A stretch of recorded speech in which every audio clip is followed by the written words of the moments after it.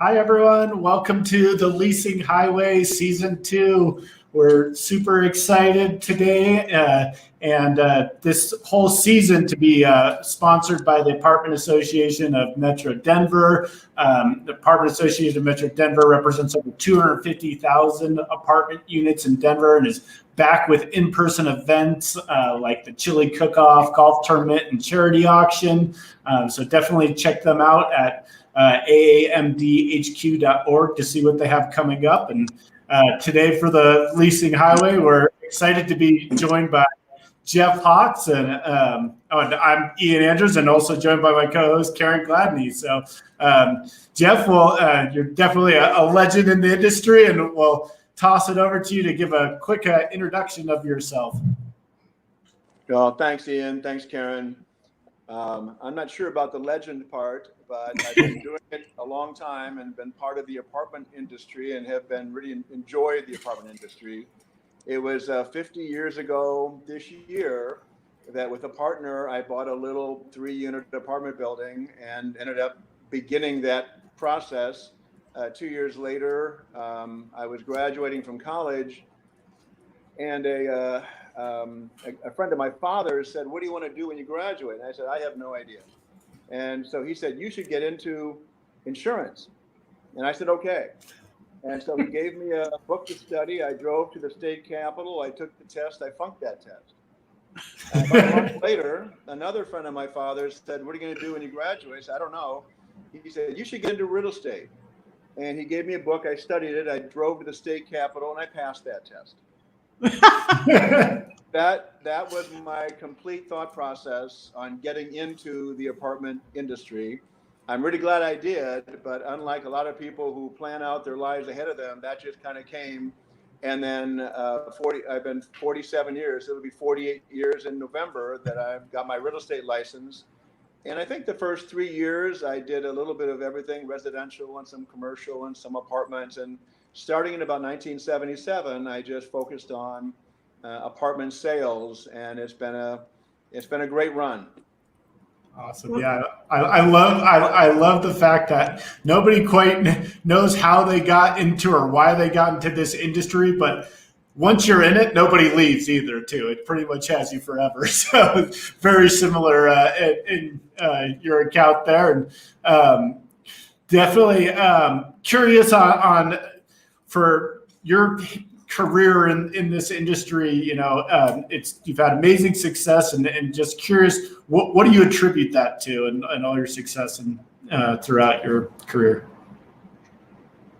Well, I always tell people that I took the easy career path. I got my real estate license, and 17 years later sold my first large apartment building. And usually when I tell people that, they correct me and say, "You mean 17 months, correct?" And I said, "No, it was 17 years before we did that." And I tell you, what I contribute most of my success to are two people in particular. My wife, Cinnamon, is my wife, and we've been married now 16,796 days. But she is a person who pushed me a lot, who believed in me and helped me keep on going when it was really tough, especially back in the 1980s. My other important person, Ian, you may know him. His name is Doug Andrews.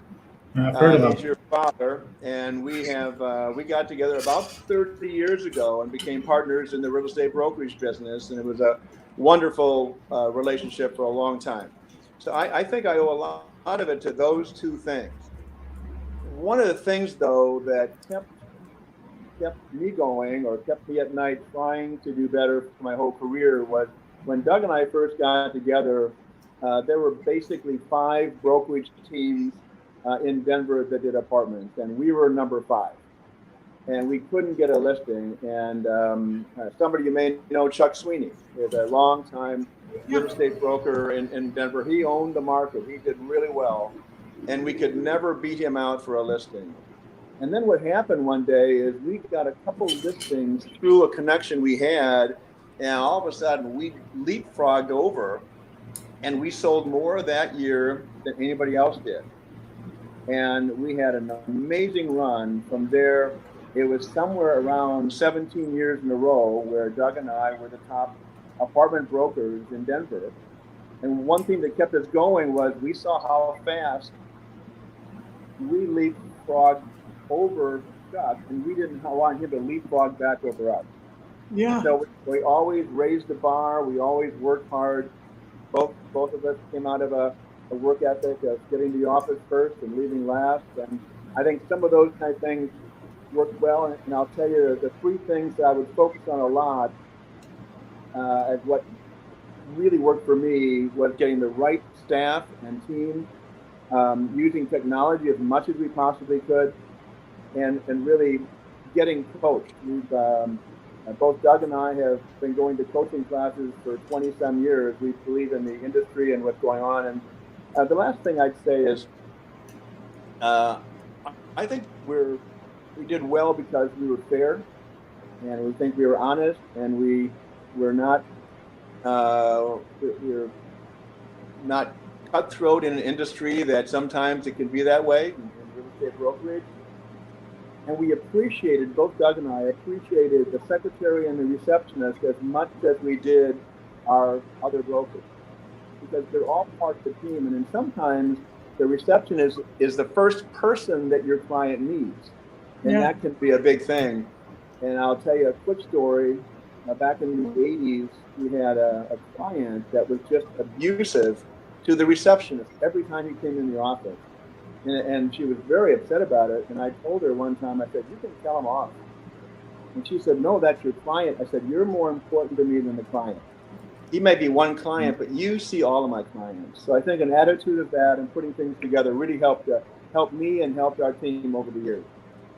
Oh, wow. You know, hearing those stories and those reasons for your success, Jeff, it doesn't surprise me, but yeah, it just warms my heart too and validates all the just amazing things I've thought of you over the years. And I know that our industry has thought of you over the years. I mean, you're just so highly regarded, and it makes sense just hearing those reasons that you account for your success.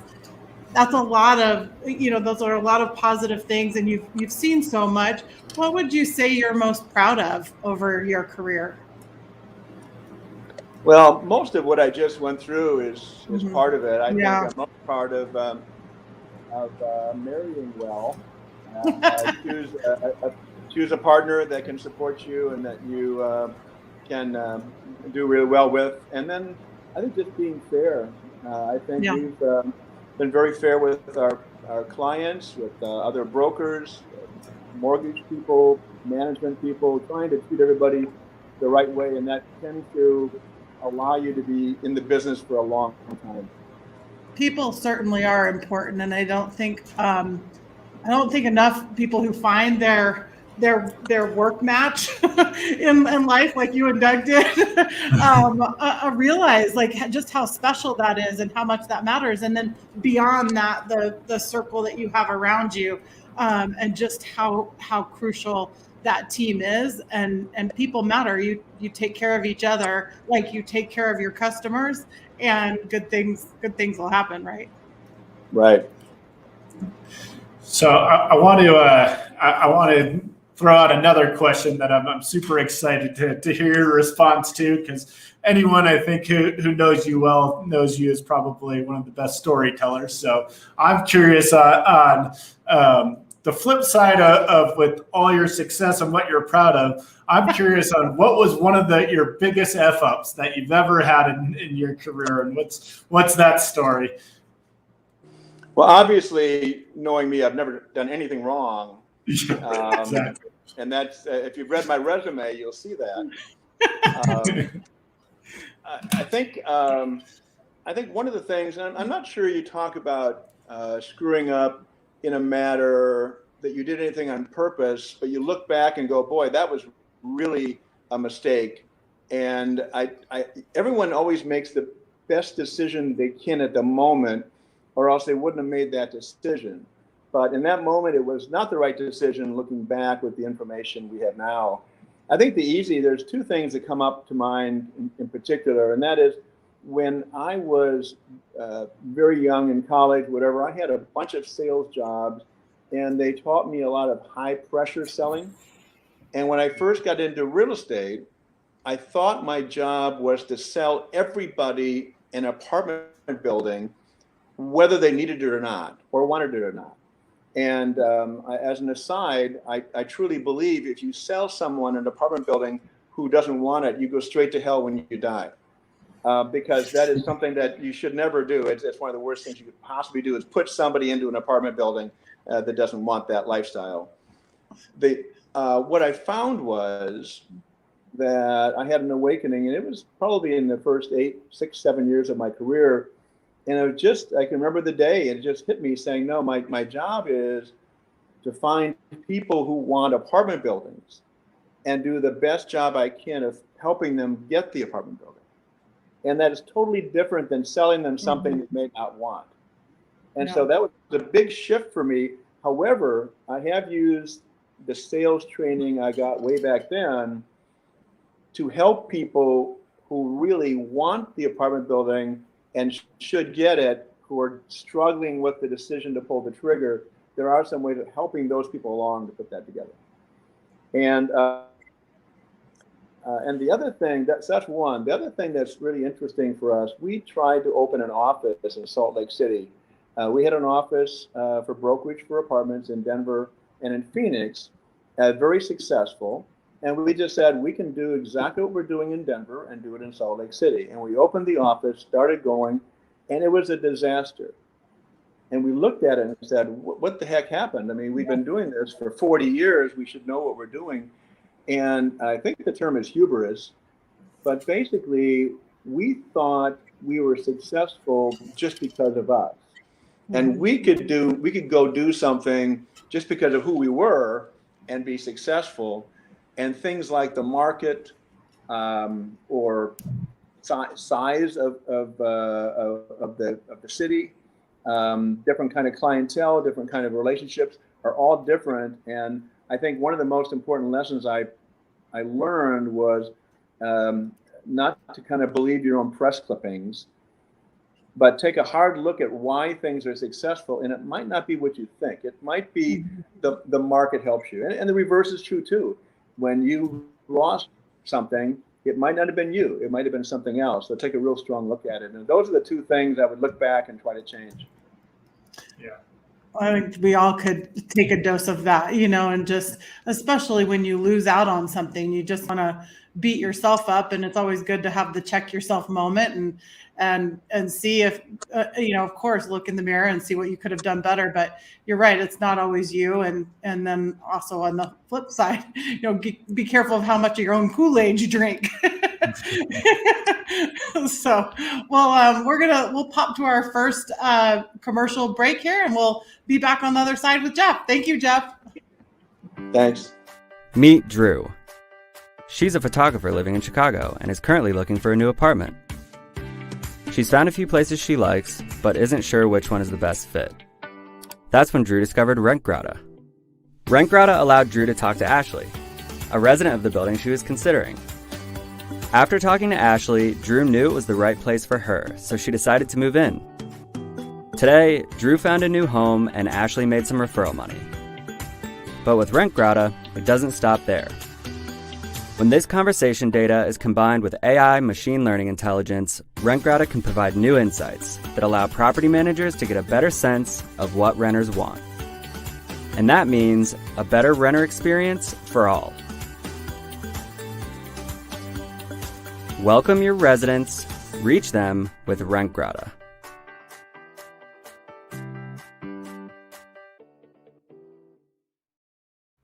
I like the jingle there. I got to tell you, Jeff, your answer on the biggest F-ups was honestly the most perfect answer you could give. And it reminded me of like when you're coached in interviewing too, you turn your biggest negative into a positive. I mean, I feel like I just was schooled and learned a lesson from your mistakes, and that was special. So thank you for that. Kind of along the line. So then I didn't F up on my answer? No, you didn't. Oh, good. That's good. There are no F-up answers, right? But it's not this. This isn't along the same lines. This is, we see a lot in this industry, and There are, and for you, having walked buildings through due diligence or coming to look at something to put it up for sale, you've got to have had several, I would think, but that moment of like, OMG, are you kidding me? Is this what I'm seeing right here? Any fun story on the biggest like shocker moment that you've seen? Boy, we could talk about this for hours. It is A whole segment. truly amazing. I mean, you never cease to me. I would, we do when we sell a building. You basically walk through, all 200 units, Right. and the things everybody who's watching, if they're in the apartment sector, they know exactly what's going on, and it's pretty rough. I went to a different direction. You asked me about this question. And that the question is, have you seen some things that said, are you kidding me? And I went to a different place. In 1978, all the property taxes for apartments doubled immediately without doing anything. In 1986, they changed the tax law completely, which left basically every apartment building I was working on worth nothing. In 1999, they tried to pass an Amendment 24 to change zoning laws, and they did that right as the tech wreck happened and 9/11. And if you add all those things up, we lost 70,000 jobs in Denver and built 21,000 units, and that started that whole crash that we had in the early 2000s. In 2004, this is the biggest one. Whenever you look at renters, it always has been in the past that you get out of school and you start renting, and you kind of rent. I call them a C building. It might be an older 70s property or something. You go for the cheaper rent. And then you make a little bit of money and you do a little better and you get to a B building. And then you go to an A building and then you go out and buy a house. In 2004, the number one reason for leaving your apartment unit, which was a 1970s building, was to buy a condo. That was just incredible. And then, of course, 2008, the complete crash of our financial system. And we can't forget 2020 with not being able to evict somebody. Right. What those are, every one of those are unintended consequences by government agencies. Every one that I've seen in my career, there have been government policies or programs which have basically, they had no idea what the unintended consequence would be. And you sit there and go, I can't believe somebody would do that. Yeah, your angle is actually better, and just as OMG and shocker. So those are all really impactful examples to share over a storied period. Well, if you want to go the other direction, I did go to a meeting one time in Las Vegas of owners of apartment buildings, and there was 12 people around the table. And at the end of the dinner, the person said, best walkthrough story. And you went around the table and we could talk for half an hour on the stories I heard that night. I bet. That'd probably be a good mashup for us to have too as a question. I'm sure there's some unbelievable stories there. So switching gears a little bit here, Jeff, let's I'd love to get a little bit of insight into what life is like outside of the industry for you now. You've had such a career and been on stage at econ conference events and board meetings, and so what's a day in the life like for Jeff outside of the industry? Well, it's not too exciting. I love work, and we were there early in the morning, late at night, working straight through for years and years and years and years. In fact, I told a story just today that when I have 3 boys, and when they were little, I would pack them up in the back of my Subaru wagon. We'd drive around Denver cataloging apartment buildings because there were no databases. You couldn't buy a database of apartment buildings, so you had to drive the streets, find them, put the addresses down, take a photo. And I'd put the kids in the car. They were probably 3, 6, and 9 years old. And I would say every 7-Eleven we'll stop and get something off the bottom shelf, which was a nickel. Well, you know how hard it is to drive around Denver avoiding all 7-Elevens? It's really tough. But that's kind of what I did on the side sometimes. But I believe as far as me, being a husband and a father, grandfather, I was a big soccer coach for a long time. My 3 boys played soccer for a total of 19 years. I was a board member of a church and of Arapahoe House, which was the drug and alcohol centers in Colorado. And so I have a lot of things like that are fun. 15 years ago, we moved from Littleton after our kids moved out to Georgetown, Colorado. And so for the last 12 years, I commuted to downtown Denver and just really enjoyed the mountains and going back and forth. So nothing exciting, but, fun time. Fun time in I Colorado. think all that's really special. And what a neat way to combine family time and work with avoiding 7-Elevens and cataloging apartments. Who knew? Exactly. And gosh, I think everybody, at least people that live here on the Front Range, would love to be able to retire or move into the mountains. And somebody once told me, because you love work so much, you're just at work optional stage now, so you're still can work Right. it down.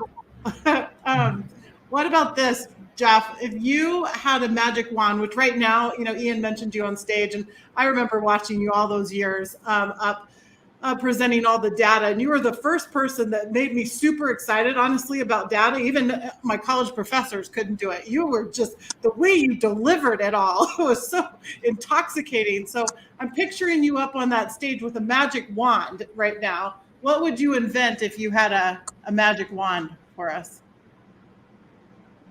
I would have 2 things. One is I would love to invent affordable workforce housing. I think there's a real issue, and I think it's hurting our country to have people that are working for a living and really aren't able to get into housing that can sustain them. I know I've said this on the stage a couple times, but when I graduated college in 1974, I was hoping to make $8,000 to $10,000 a year. That's what a college graduate made at that time. But you could build an apartment unit for $12,000. Today, a college graduate, I'm sure, wants to make $40,000, $50,000 a year. It's $250,000 to build an apartment unit. The gap is too big to allow someone not to spend every dime they make on housing. And it doesn't allow them to get out and enjoy life, to become a middle class, and to work at different jobs they may want to work at. So that's number one. But the best answer is I might take a look at the federal government. If I had a magic wand, I might say start over. And there's a Indian casino in Connecticut called Mohegan Sun, and it's a huge casino. It's rivals anything as in Las Vegas, and it's run by the tribal elders, and it's doing better than almost any other Indian casino in the country. And they have a different idea, that every time an idea comes to the board, the elders say, am I making a decision today that will make my descendants proud of me? I think we've lost touch with that in our government. I think that too much is going on with different things. So I do a little magic wand and start from scratch and try to get back to basics. I think that would help a lot because of our unintended consequences that we're dealing with. That's a good one. Absolutely. Well, let's take one more quick break here, and then we'll be back with you on the other side.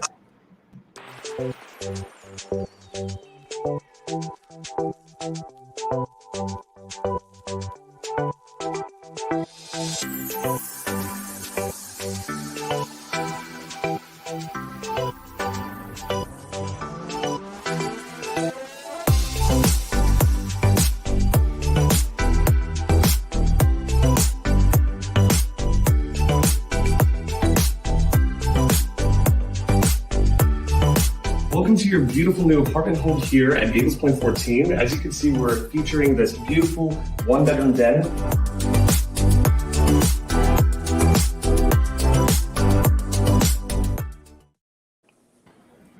All right. right, welcome back. So yeah, I want to throw another question your way here, Jeff. You've seen this industry from every angle, and curious for, what are some of the reasons that you see people rising up, and then properties succeed in general. So for all those on-site teams out there and people, what's your advice there? Well, it's an amazing industry. I've seen some of the best people at what they do lose everything, and some of the worst owners make it like a fortune. Yeah. But if you go in the long term, I think what you'll find is if people treat people fairly, work hard, learn all they can about the industry. That's one of the most important things. And surround yourself with people like you and really work together. I've seen those people really come out on top. Yeah, that's again, good, helpful information, and something we all should follow. I certainly feel lucky for the people I'm surrounded by. Jeff, what would you say is one of your favorite quotes out there for us to live by or remember? Well, you sent me this question, and it's hard to come up with a quote because there's a lot of wonderful ones. I was saying if you go through my career, obviously the first quote was "Fake it till you make it." That's how it looked in the beginning, and then I realized that "fake it till you make it" really means to visualize something, or that you can't get somewhere unless you really see yourself there. So it's more like anything the mind of man can conceive, it can achieve, like Napoleon Hill. The newest quote I love is "Never fail due to lack of effort, because effort requires no skill." But one of the things I want to share with you, which is interesting, it was actually a true story, but I'll put it in the form of a quote. You walk into your boss and the employee says, "I can't sleep at night worrying that you're going to fire me." And the boss looks at the employee and says, "You should work so hard and do your job so well that I won't be able to sleep at night worrying that you're going to quit." Wow. I like it. Yeah. Wow, that's great. So somehow I knew you were going to come up with several great ones right there. So yeah, no, those are all amazing. I may go off the rail a little bit here, but the best quote in history is, "I swear by my life and the love of it that I will never live for the sake of another man, nor ask another man to live for mine." That's from Atlas Shrugged. That's said by John Galt. Mm-hmm. But you have to be there to see that. All right. I can't. I also have to say too, I can't tell you, like, growing up, how many quotes I have that have been given to me where the line is, "Oh, this is one of Jeff's quotes. This is a quote from Jeff," and I probably have about 50 of those from my dad that are ingrained in my memory. So yeah, your words were branded into my brain at a very young age. So, Did it help? well, I mean, it got me somewhere. I don't know. So far, so good. Okay. So, yeah, exactly. The story's still being written, Jeff. yeah, exactly. Well, I know we're running low on time, so want to jump into our walk-off question here too, that we give every single person who joins our podcast, and in that, what advice would you give to someone just starting out in the industry? And I feel fortunate because I feel like I probably got this advice from you when I was starting out in the industry. So yeah, let's hear it. Run away as fast as you can. Apparently, I didn't hear it.